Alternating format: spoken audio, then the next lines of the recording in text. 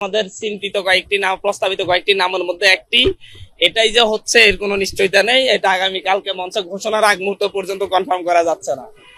আর দ্বিতীয়ত হচ্ছে আমরা আসলে হচ্ছে বাংলাদেশের সকল শ্রেণী পেশার মানুষ মোটামুটি হচ্ছে সকলের উপস্থিতি চাচ্ছি। আমরা যেহেতু জুলাই গণ অভ্যুত্থান পরবর্তী জন আকাঙ্ক্ষাকে ধারণ করেই সেই জন আকাঙ্ক্ষার ভিত্তিতে আমরা একটি পলিটিক্যাল পার্টি করতে যাচ্ছি।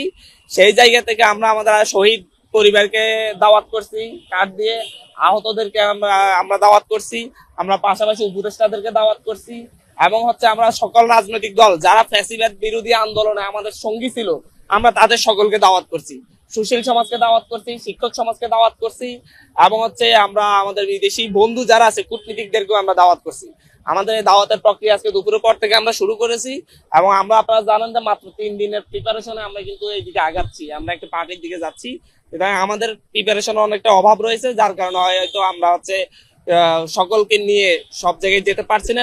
বিভিন্ন মাধ্যমে আমরা কাউকে মেইলের মাধ্যমে, কাউকে আমরা হচ্ছে হোয়াটসঅ্যাপের মাধ্যমে, কাউকে আমরা হচ্ছে সরাসরি নিজেরা গিয়ে আমরা দাওয়াত করছি।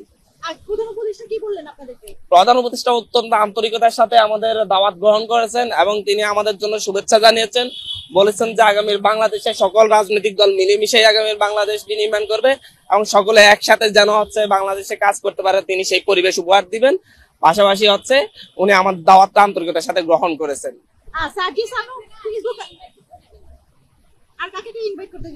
আমরা বিএনপি বাংলাদেশের বর্তমানে সবচেয়ে বড় রাজনৈতিক দল জাতীয়তাবাদী দল বিএনপি কে মহাসচিব এবং ওনাদের চেয়ারম্যানের নামে আমরা চিঠি পৌঁছাবো।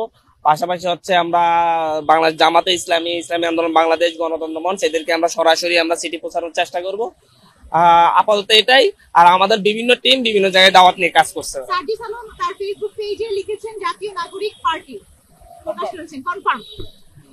উনি কনফার্ম করেছেন।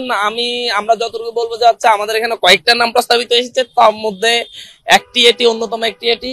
সেই জায়গা থেকে আমরা এখনো কনফার্মেশন দিতে পারছি না, যতক্ষণ না জাতির সামনে আমাদের আহ্বায়ক নিজের দলের নাম ঘোষণা করছে ততক্ষণ পর্যন্ত আমরা এটা বলতে পারছি না মিডিয়াতে। দেখুন, নারী নেতৃত্বকে আলাদা করে আইডেন্টিফাই করার যে ব্যাপারটা, এটা আসলে জুলাই আন্দোলনের মাধ্যমে দেশের মানুষ দেখেছে যে নারীরা নেতৃত্ব দিয়ে কিভাবে সামনে চলে আসে বা প্রয়োজনের সময় তারা কিভাবে হাল ধরতে পারে। আমি দেশবাসীকে শুধু এটাই বলতে চাই যে নেতৃত্বের মধ্যে গুরুত্বপূর্ণ দায়িত্বে নারীরা ছিল, আছে এবং সামনের বাংলাদেশেও তারা থাকবে এবং বাংলাদেশ বিনির্মাণে নাগরিক দায়িত্ব পালনের জায়গায় নারী পুরুষ কারোর অবদানই কোনো অংশে কম না।